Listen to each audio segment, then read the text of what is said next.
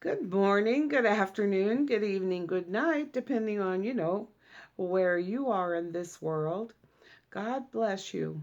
This is Gloria White coming to you from Utah, USA. Today we are going to be continuing in the book of Ezekiel in the Old Testament in the King James Version of the Holy Bible. And we are in chapter 31.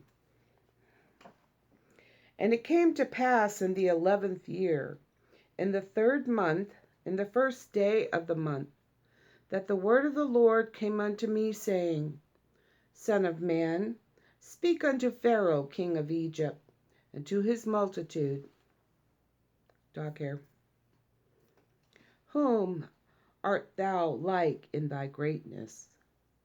Behold, the Assyrian was a cedar in Lebanon, with fair branches, and with a shadowing shroud, and of an high stature, and his top was among the thick boughs. The waters made him great, the deep set him up on high, with her rivers running round about his plants, and sent out her little rivers unto all the trees of the field. Therefore his height was exalted above all the trees of the field, and his boughs were multiplied, and his branches became long because of the multitude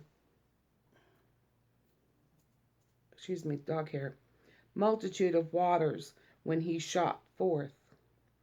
All the fowls of heaven made their nest in his boughs, and under his branches did all the beasts of the field bring forth their young, and under his shadow dwelt all great nations. Thus was he fair in his greatness, and the length of his branches, for his root was by great waters. The cedars in the garden of God could not hide him. The fir trees were not like his boughs, and the chestnut trees were not like his branches, nor any tree in the garden of God was like unto him in his beauty. I have made him fair by the multitude of his branches, so that all the trees of Eden that were in the garden of God envied him. Therefore thus saith the Lord God, because thou hast lifted up thyself in height, and he has shot up his top among the thick boughs, and his heart is lifted up in his height. I have therefore delivered him into the hand of the mighty one of the heathen. He shall surely deal with him.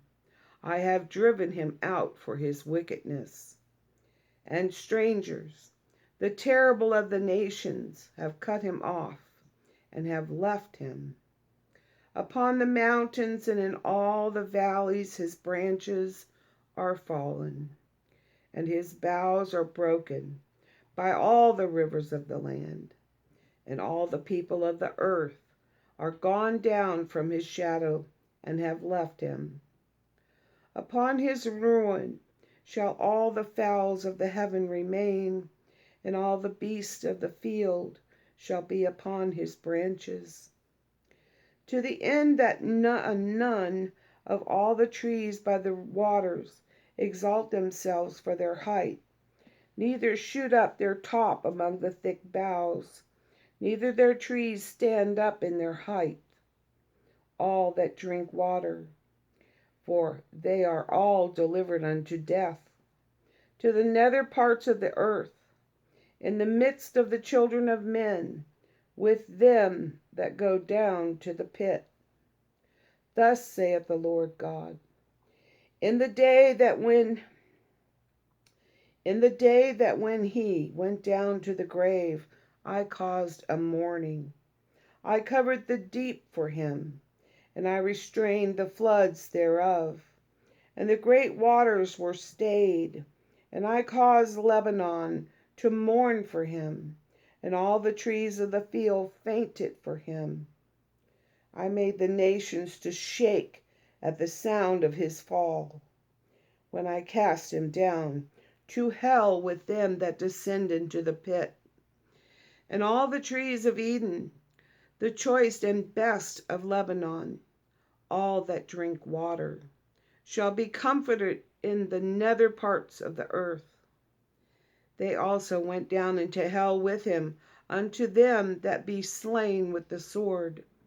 And they that were his arm, that dwelt under his shadow in the midst of the heathen, to whom art thou thus like in glory and in greatness among the trees of Eden?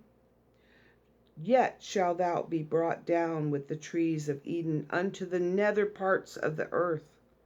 Thou shalt lie in the midst of the uncircumcised, with them that be slain by the sword. This is Pharaoh and all his multitude, saith the Lord God. This is where God is going to send Nebuchadnezzar in to wipe Pharaoh out and to cause the Egyptians to be scattered. And then after 40 years, he's going to bring them back, but they'll never be a mighty nation again. Egypt will always be abased. And that is the word of the Lord. And as always, I love you.